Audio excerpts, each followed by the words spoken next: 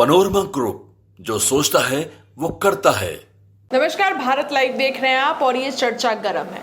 देखिए, सीएम नीतीश ने खुले मंच से कह दिया कि 2 बार अब गलती कर चुके हैं, अब गलती नहीं होगी, एनडीए में रहेंगे।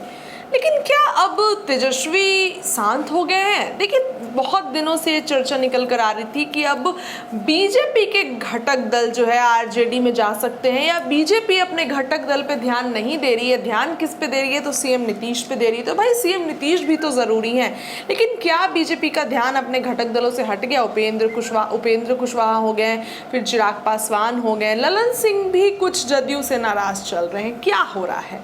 देखिए, तमाम मुद्दों पर चर्चा करेंगे। बाबा हमारे साथ मौजूद हैं। नीतीश बाबू की प्लानिंग से उठ गया पर्दा। चिराग कुशवाहा, ललन और मांझी ने रातों रात बदला सुर। तेजस्वी यात्रा पे गए हैं। बाबा, कैसी लॉटरी लग जाएगी? तो घेरने का काम कर रहे हैं, फिर कैसे लॉटरी लगेगी? देखिए खुशी, मैं इस चर्चा को शुरू करने से पहले 2-3 बातें बता दूं कि पहली बात तो ये कि चर्चा को थोड़ा धैर्य रख के सुनिएगा। बहुत सारी चीज़ें हैं, और उसके साथ साथ जब आप लंबी दूरी की यात्रा करते हैं तो लोकल ट्रेन में करना ज़्यादा पसंद करेंगे, रिजर्वेशन लेकर के चेयर कार पे जाएंगे या फिर स्लीपर पे जाएंगे, ये आप खुद ही बताइएगा कमेंट बॉक्स में। क्योंकि लंबी दूरी की यात्रा में आपको बहुत सारी परेशानियों का सामना करना पड़ता है, आपको रेस्ट भी चाहिए और वहाँ जा कर के आपको काम भी करना है, गंतव्य जहाँ जाना है। तो ऐसी स्थिति में आप प्रीफर क्या करेंगे? क्या रिजर्वेशन पसंद करेंगे कि नहीं करेंगे, या फिर लटक करके जाएंगे? ये भी एक बात है। जो वर्तमान परिस्थिति बनी है बिहार की राजनीति में, नीतीश कुमार लटक कर जाने के लिए तैयार नहीं है। बैठ के जाएंगे। नीतीश कुमार आराम से बैठ करके संतुष्ट हो जाना चाहते हैं कि मेरा सीट रिजर्व है, हम गंतव्य पर जाएंगे तो वहाँ जा कर के हमको काम करना है, तो हमको किसी से कोई झमेला नहीं हो। हम जब जाएं तो हमारा सीट रिजर्व हो, टीटी हमको प्रेम से आगे आकर के बैठाए और कहे कि हुजूर यहाँ बैठ जाइए, ये आपका सीट है। अब जो बिहार की राजनीति में चर्चाएं चल रही हैं, हम आपको याद होगा कि हम 1 सप्ताह पहले से ही बोलते आ रहे हैं कि देखिए, चर्चाओं में और हकीकत में बहुत ज़मीन आसमान का अंतर होता है। आज भी भारतीय जनता पार्टी नीतीश कुमार को लेकर के कोई रिस्क लेना नहीं चाहती है, क्योंकि नीतीश कुमार खेल भंडोल करने के मास्टर हैं।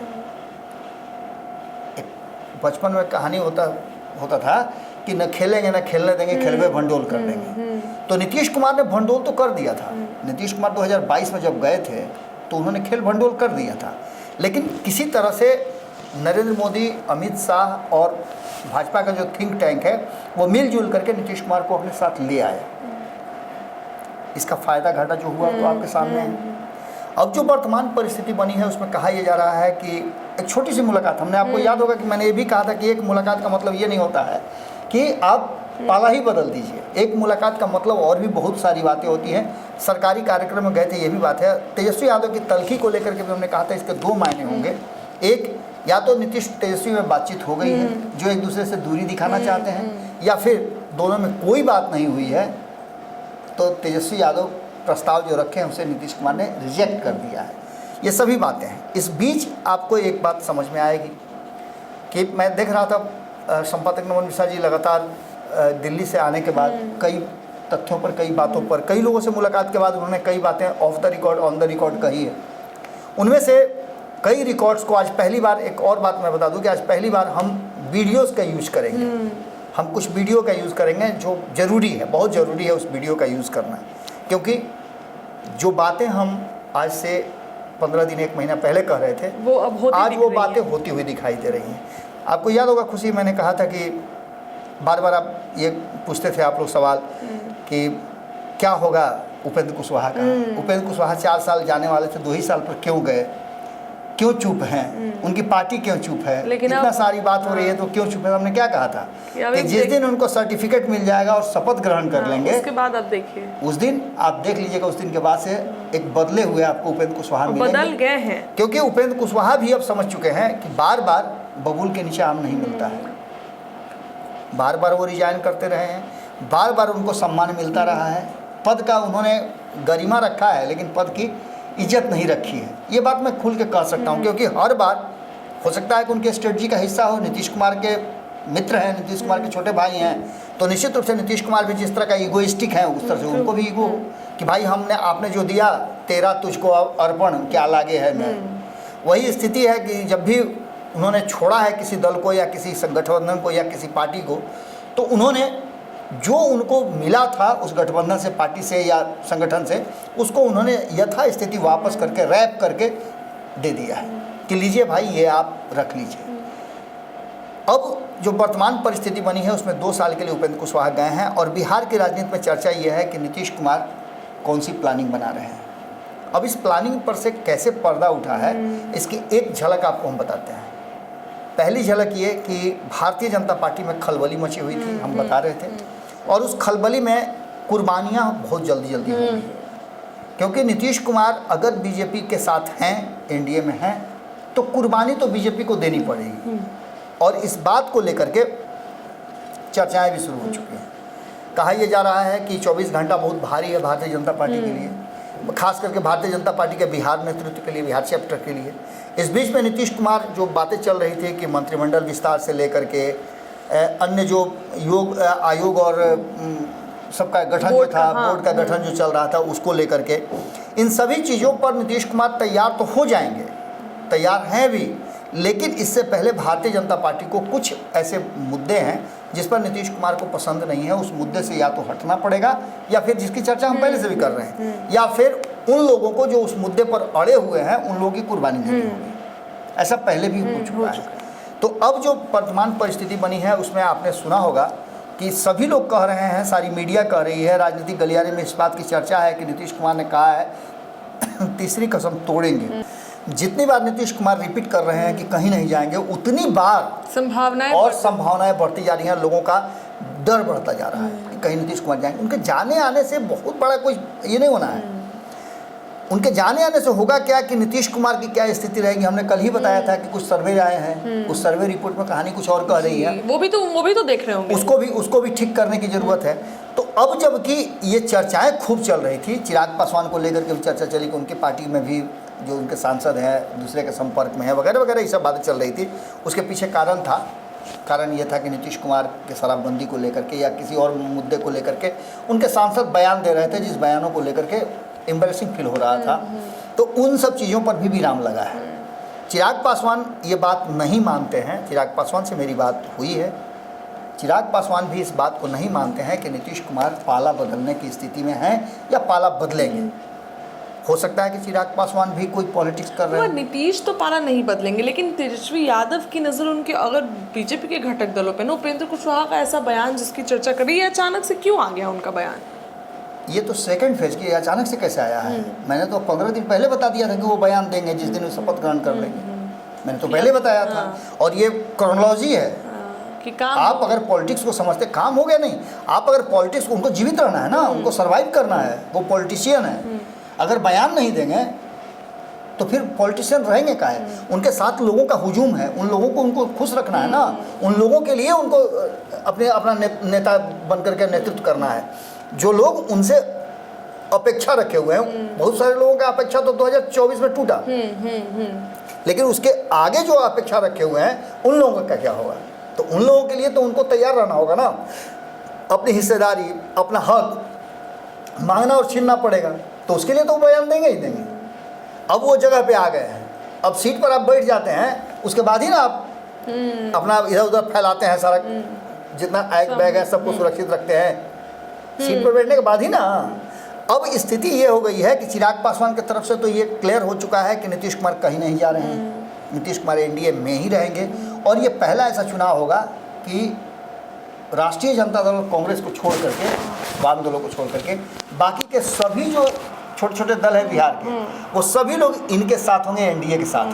बाबा, ये पहली बार हो रहा है कि सभी दल एनडीए के साथ हैं इस चुनाव में, तो ये रह पाएंगे, टिक पाएंगे? ये तो बात मैं कर रहा हूँ, ये तो गारंटी कोई नहीं दे सकता है। लेकिन जो वर्तमान परिस्थिति और जिस तरह का तालमेल लग रहा है, उसमें चिराग पासवान ने इस बात को ऑथेंटिकली कहा है कि हम एक साथ हैं, एक साथ 2025 का चुनाव भी लड़ेंगे। जबकि आपने कहा था कि चिराग पासवान पर नजर है तेजस्वी यादव की। दूसरी बात कि उपेंद्र कुशवाहा की बात आपने सुनी। उपेंद्र कुशवाहा ने जो बातें कही है, हम चाहेंगे कि उस वीडियो को थोड़ा सा पहले आप वीडियो देख लीजिए। नहीं, फार्मूला तो विधानसभा और लोकसभा का अलग अलग होता ही है, और लोकसभा का जो फार्मूला हुआ उससे थोड़ा नुकसान भी हुआ है। तो पुराने अनुभव के आधार पे आदमी आगे करेक्ट करता है, तो इसलिए करेक्शन होगा। जब वीडियो आपने देख लिया तो आप खुद फैसला कर सकते हैं कि उपेंद्र कुशवाहा ने क्या कहा। ये वही बात है जिस तरह से अशोक चौधरी ने कहा था कि भूमिहारों ने वोट नहीं दिया, और उस बात को तोड़ मरोड़ करके कैसे पेश किया गया, उसके लिए नए नए जो नेता उभरे हुए हैं उन लोगों ने पोस्टरबाजी शुरू की, उन लोगों ने पुतला दहन किया, सब कुछ किया। राजनीति में ये सब चीज़ें आम है, होती रहती हैं। लेकिन अशोक चौधरी ने जो बात कही थी उसका मायने वो नहीं था जो लगाया जा रहा था। उसी तरह से उपेंद्र कुशवाहा ने जो बातें कही है उनका एक आकलन है, जो वो शुरू दिन ही कह रहे थे कि कौन अपना था कौन पराया था पता नहीं चला।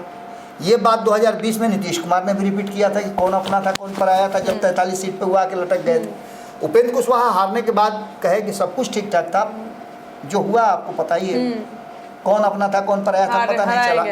तो ये सारी बातें कहीं ना कहीं उन्होंने कही थी, और इसी के आधार पर मैंने कहा था कि वो आगे आकर के अपनी बात को रखेंगे, उस फोरम में रखेंगे। अब सबसे बड़ी बात है कि उपेंद्र कुशवाहा ने जो बात कही है उसको लेकर के भी कई तरह के कयास लगाए जा रहे हैं, लेकिन उपेंद्र कुशवाहा ने एक बात जरूर कहा है कि अब कहाँ जाएंगे नीतीश कुमार। यानी कि उन्होंने भी इस बात को स्थापित कर दिया कि नीतीश कुमार एनडीए से कहीं नहीं जा रहे हैं। इसके अलावे ललन सिंह की बात कीजिए। ललन सिंह पर अब एक खबर की है। ललन सिंह पटना से दिल्ली गए, पटना में भी उन्होंने बहुत सारी बातें कही। उन्होंने बताया कि आखिर तेजस्वी यादव क्यों ऐसा कर रहे हैं, उनकी यात्रा पर भी बोला, सब सारी बातों पर उन्होंने कहा। और सारी बातों पे कहने के बाद ललन सिंह ने दिल्ली में जाकर के कहा कि नीतीश कुमार सबके हैं, नीतीश कुमार कहीं नहीं जा रहे हैं, और नीतीश कुमार नरेंद्र मोदी में, प्रधानमंत्री और मुख्यमंत्री नीतीश कुमार में बहुत अच्छा बॉन्डिंग है, इसलिए कहीं जाने का सवाल ही कहाँ खड़ा होता है। सब कुछ जब यहीं प्राप्त हो रहा है, हम सत्ता में हैं, बिहार को बहुत कुछ मिल रहा है, बिहार को बहुत सारी परियोजनाएं शुरू हो गई हैं। आज भी मैं देख रहा था कि अशोक चौधरी बहुत सारी परियोजनाओं की चर्चा कर रहे थे। पुल पुलिया को लेकर के उन्होंने कहा कि उस पर सरकार का ध्यान बहुत गया है, इधर काफ़ी पुल गिरे हैं, अब नहीं गिरे उसके लिए क्या करना है, पुल बने तो मजबूत कैसे रहे, इसका उन्होंने संधान किया। ये सारी बातें वो कर रहे थे। इसके अलावा सबसे जो मजबूत दूरी है जीतन राम मांझी, जीतन राम मांझी ने भी ये बात कही है कि नीतीश कुमार कहीं नहीं जा रहे हैं, हम लोग एक साथ हैं और एक साथ ही हम लोग 2025 का चुनाव लड़ेंगे। अब आपका जो सवाल था उस सवाल पर हम आते हैं कि तेजस्वी यादव की लॉटरी कैसे लगेगी। सारे लोगों की बात मैंने बता दी आपको, सारे लोगों ने कह दिया कि नीतीश कुमार कहीं नहीं जाएंगे और हम भी कहीं नहीं जाएंगे। वो तो अभी बोल रहे हैं, लेकिन सीट शेयरिंग के समय इनके बयान बदल भी सकते हैं, तो आप इस बेस पे बोल रहे होंगे कि तेजस्वी यादव की लॉटरी लग जाएगी। आपको तो पता ही है सब, आपको तो सब कुछ पता है, लेकिन आपके साथ डिस्कस भी हो रहा है, लगातार हम लोग खबर कर रहे हैं कि एक ऐसी जगह है जहां आकर के, उपेंद्र कुशवाहा के बयान से भी वो स्पष्ट है, तो एक ऐसी जगह जहां है वहां आकर के तेजस्वी यादव अंगूर पेड़ के नीचे बैठे हुए हैं और इंतजार कर रहे हैं कि अब गिरेगा तो उसको छानेंगे, अब गिरेगा तो छानेंगे। आपने देखा होगा कि अंतिम समय तक वो अपने पाले में 26 को सीट लेकर के बैठे हुए थे।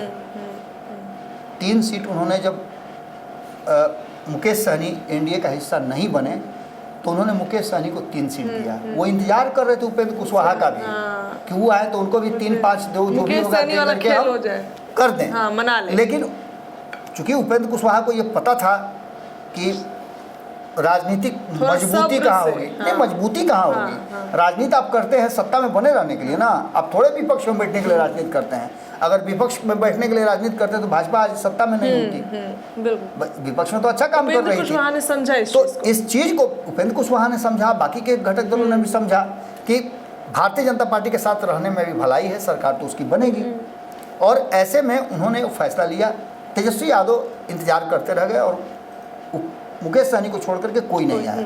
आज मुकेश सहनी की भी स्थिति ऐसी हो गई है कि मुकेश सहनी रहेंगे या नहीं रहेंगे उनके साथ, एक सवाल ये भी चर्चा भी हो रही है। लेकिन इन सारी बातों के साथ साथ जिस तरह से रातों रात इन सब के सुर बदले हैं, मांझी हों, ललन सिंह हों, चिराग पासवान हो, उपेंद्र कुशवाहा हों, भाजपा के लोग हों, इनके सारे के लोगों के सुर बने हैं कि नीतीश कहीं नहीं जा रहे हैं। ये बात इशारा कर रही है कि नीतीश कहीं अगर नहीं जाते हैं तो एनडीए के घटक दल कहीं जा सकते हैं। नीतीश पे तो ध्यान पूरा, क्योंकि सीट शेयरिंग का समझौता जब होगा तो बहुत कठिन है डगर अपन घट के। कहीं भाजपा घटक, ये लोकसभा का चुनाव नहीं है कि एक सीट पे भी आप गुजारा कर लीजिएगा।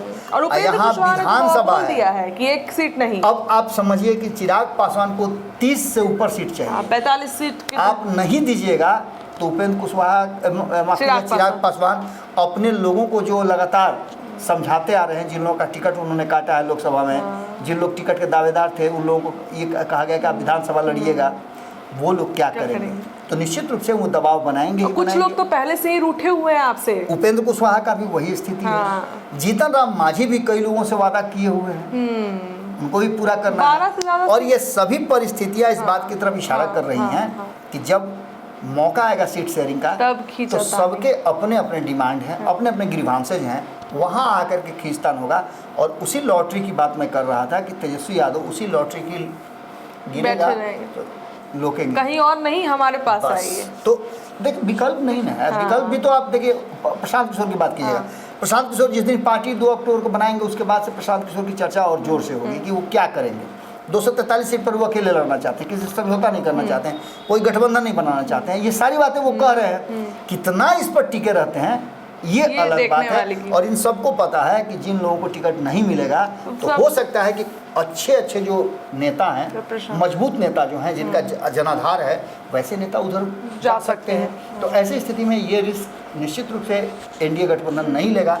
और यही कारण है कि एनडीए गठबंधन के घटक दल भी इंतजार सभी कर रहे हैं और सीट शेयरिंग का फार्मूला जो है वो अर्लियर हो जाएगा। अशोक चौधरी के बयान से मुझे लगा कि 2 महीने के बाद एक बार ये दिसंबर जनवरी तक ये लगभग फाइनल हो जाएगा, सीट शेयरिंग का समझौता भी हो जाएगा। और उसके आधार पर जो बचे हुए 8-9 महीना होंगे, उस 8-9 महीने में तैयारी जम करके एनडीए गठबंधन करेगा, इसमें कोई दो राय नहीं है।